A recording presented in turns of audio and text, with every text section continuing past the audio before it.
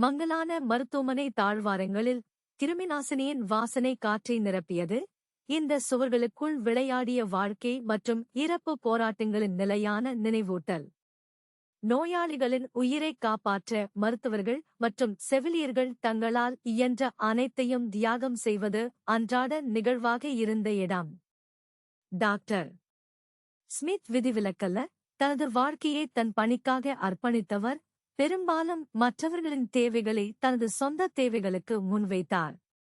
ஒரு வெற்றிகரமான அறுவை சிகிச்சையின் வெற்றியிலிருந்து ஒரு இளம் வாழ்க்கையின் பேரழிவு தரும் இழப்பு வரை அனைத்தையும் அவர் பார்த்திருந்தார்.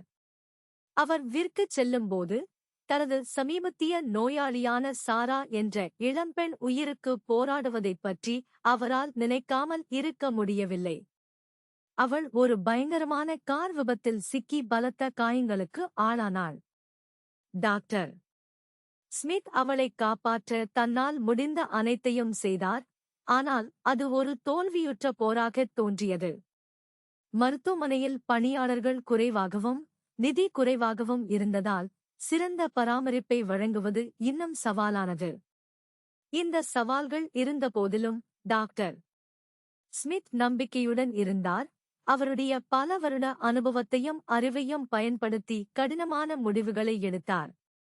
டாக்டர் ஸ்மித் நம்பிக்கையை கைவிடவிருந்த நேரத்தில் அவருக்கு ஒரு அநாமதேய நன்கொடையாளரிடமிருந்து எதிர்பாராத தொலைபேசி அழைப்பு வந்தது. சாராவின் உயிரைக் காப்பாற்ற தேவையான நிதியை மருத்துவமனைக்கு வழங்க முன்வந்தார். டாக்டர் ஸ்மித்தின் வாழ்க்கையையும் அவரைச் சுற்றியுள்ளவர்களின் வாழ்க்கையையும் மாற்றும் தியாகம் அது. புதுப்பிக்கப்பட்ட நம்பிக்கையுடன் டாக்டர் ஸ்மித் மற்றும் அவரது குழுவினர் சாராவை காப்பாற்ற அயராது உழைத்தனர். எல்லா முரண்பாடுகளுக்கும் எதிராக அவர்கள் வெற்றி பெற்றனர். டாக்டர் ஸ்மித் சாராவின் சிரித்த முகத்தை பார்த்தபோது அது எல்லாம் மதிப்புக்குரியது என்று அவருக்கு தெரியும்.